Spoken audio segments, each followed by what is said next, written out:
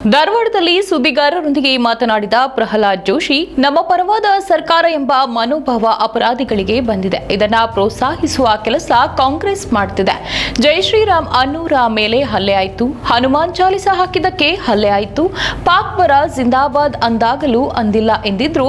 ಕೊನೆಗೆ ಒಬ್ಬರನ್ನ ಅರೆಸ್ಟ್ ಮಾಡಿದ್ರು. ರಾಮೇಶ್ವರ ಕೆಫೆ ದಾಳಿ ಪ್ರಕರಣದಲ್ಲಿಯೂ ಹಾಗೆಯೇ ಮಾಡಿದ್ರು.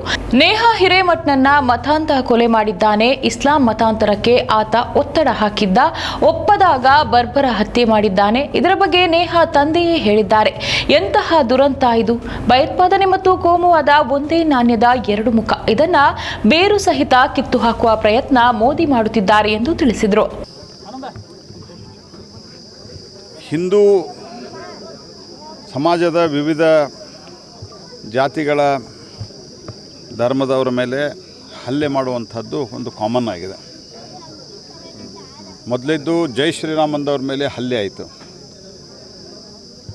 ಅವ್ರ ಮೇಲೆ ಆ್ಯಕ್ಷನ್ ಆಗಲಿಲ್ಲ. ಅದಕ್ಕಿಂತ ಪೂರ್ವದಲ್ಲಿ ಹನುಮಾನ್ ಚಾಲೀಸ ಯಾರು ಪಠಣವನ್ನು ಮಾಡಿದರು ಅಥವಾ ತಮ್ಮ ಕ್ಯಾಸೆಟನ್ನು ಹಾಕಿ ಕೇಳ್ಕೋತಾ ಕೂತಿದ್ರು, ಅವ್ರ ಮೇಲೆ ಹಲ್ಲೆ ಆಗ್ತದೆ, ಕೇಸ್ ಅವ್ರ ಮೇಲೆ ಆಗ್ತದೆ. ಹಲ್ಲೆ ಮಾಡಿದವ್ರ ಮೇಲೆ ಬೇಗ ಕೇಸ್ ಆಗಲ್ಲ, ಇವ್ರ ಮೇಲೆ ಬೇಗ ಕೇಸ್ ದಾಖಲಾಗತ್ತೆ. ಅದಾದ ನಂತರ ಹಿಂದಿನ ಇವರು ಇತಿಹಾಸ ನೋಡಿದರೆ SDPI PFI ಜೊತೆಗೂಡಿ ಹುಬ್ಬಳ್ಳಿಯ ಪೊಲೀಸ್ ಸ್ಟೇಷನ್ ಮುಂದೆ ಬ್ಯಾಂಡ್ PFI ಸಂಘಟನೆ ಜೊತೆಗೆ ಲಿಂಕ್ ಇದೆ ಅಂತ ಗೊತ್ತಾಗಿ ಹುಬ್ಬಳ್ಳಿಯ ಪೊಲೀಸ್ ಸ್ಟೇಷನ್ ಮೇಲೆ ಆದಂಥ ದಂಗೆಯಲ್ಲಿ ಕೇಸ್ ಹಾಕಿದವರೆಲ್ಲರಿಗೂ ಅವ್ರನ್ನ ಬಿಡುಗಡೆ ಮಾಡಬೇಕು ಅಂತ ಪತ್ರ ಬರೀತಾರೆ. ಮುಂದೆ 3 ತಿಂಗಳಲ್ಲಿ 4 ತಿಂಗಳಲ್ಲಿ ಕೋರ್ಟ್ನ ಮೂಲಕ ಬೇಲ್ದಲ್ಲಿ ಬಿಡುಗಡೆ ಆಗ್ತದೆ. ಅಖಂಡ ಶ್ರೀನಿವಾಸ ಮೂರ್ತಿಯ ಮನೆ ಮೇಲೆ ದಾಳಿ ನಡೆದು ಅವ್ರ ಮೇಲೆ ಹಲ್ಲೆ ಮಾಡಿ ಅವ್ರ ಮನೆ ಸುಟ್ಟು ಹಾಕ್ತಾರೆ. ಅವರೊಬ್ಬ ದಲಿತ ಸಮಾಜಕ್ಕೆ ಸೇರಿದವರು. ಅಲ್ಲಿ ಅವರ ಒಂದು ಸಂಪೂರ್ಣವಾದಂಥ ಆಸ್ತಿಯನ್ನು ಧ್ವಂಸ ಮಾಡ್ತಾರೆ. ಅಲ್ಲಿಯೂ ಕೂಡ ಇದ್ದವ್ರನ್ನ ಬೇಲ್ ಮೇಲೆ ಬಿಡುಗಡೆ ಆಗ್ತದೆ ಈ ಸರ್ಕಾರ ಬಂದ ನಂತರ.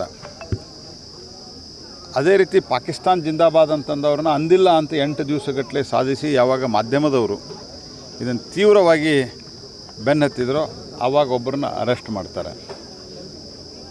ಟೆರರಿಸ್ಟ್ಗಳ ಆ್ಯಕ್ಟಿವಿಟಿ ನಡೆದಾಗ ರಾಮೇಶ್ವರ ಕೆಫೆಯಲ್ಲಿ ಅದನ್ನು ಮುಚ್ಚಾಕೋ ಪ್ರಯತ್ನ ಮಾಡ್ತಾರೆ. ಅದು ಸಿಲಿಂಡರ್ ಬ್ಲಾಸ್ಟ್ ಅಂತ ಹೇಳ್ತಾರೆ, ಅದು ರೈವಲರಿಯಿಂದ ಆದಂಥ ಜಗಳ ಅಂತ ಹೇಳ್ತಾರೆ. ಅದಾದ ನಂತರ NIA ಕೈ ಹಾಕಿದ ನಂತರ ಅವರು ಸಿಕ್ಕಾಕೋತಾರೆ. ಸ್ಟೇಟ್ ಗೌರ್ಮೆಂಟು ಅದನ್ನು ಮುಚ್ಚಾಕುವ ಪ್ರಯತ್ನವನ್ನು ಮಾಡುತ್ತದೆ. ಹುಬ್ಬಳ್ಳಿಯಲ್ಲಿ ಒಬ್ಬ ಮತಾಂಧ ಒಬ್ಬ ನೇಹಾ ಹಿರೇಮಠ ಅವ್ರನ್ನ ಕೊಲೆ ಮಾಡ್ತಾನೆ. ಅದಕ್ಕಿಂತ ಮೊದಲು ಅವ್ರ ಮೇಲೆ ಅವ್ರ ತಂದೆನೇ ಹೇಳುವಂತೆ ಅವಳಿಗೆ ನೀನು ಇಸ್ಲಾಂ ಕನ್ವರ್ಟ್ ಆಗಬೇಕು ಅನ್ನುವಂಥ ಒತ್ತಡವನ್ನು ಹಾಕ್ತಾನೆ.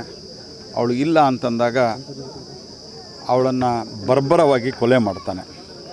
ಇದು ಅವ್ರ ತಂದೆ ಹೇಳಿದ್ದು. ಪ್ರೀ ಪ್ಲ್ಯಾಂಡ್ ಇದೆ ಇದಂತ.